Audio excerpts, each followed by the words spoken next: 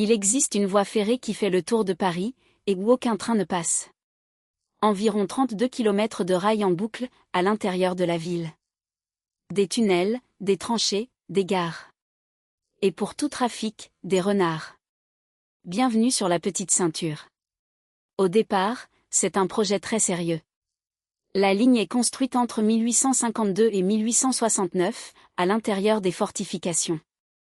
Sa mission, relier les grandes gares entre elles et approvisionner l'enceinte de Thiers, le mur qui protège alors la capitale.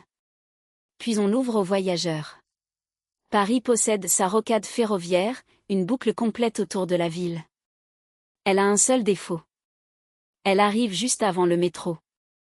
En 1900, le métropolitain entre en scène, et la concurrence tourne court. La petite ceinture perd ses voyageurs.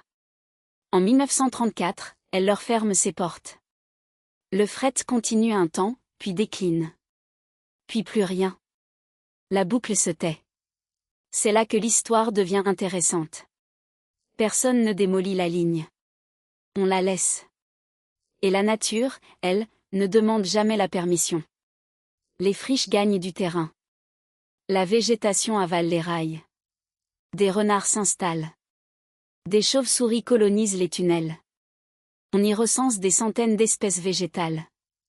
Sans le vouloir, Paris a fabriqué un corridor écologique en pleine ville. Un ruban sauvage qui serpente entre les immeubles, invisible depuis la rue. Aujourd'hui, la petite ceinture mène une double vie. Certains tronçons sont aménagés en promenades ouvertes au public, dans le 15e, le 12e, le 13e et ailleurs. On y marche entre les rails, au calme, à quelques mètres sous le vacarme de la rue. D'autres segments restent officiellement fermés.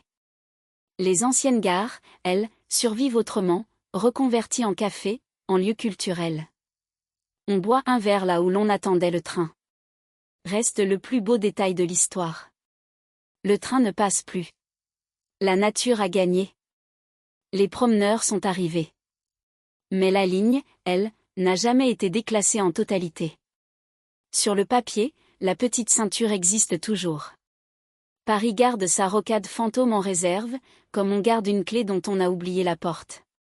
Une ville qui a un métro, des tramways, des gares immenses, et qui conserve précieusement, en silence, une boucle de rails rendue aux renards.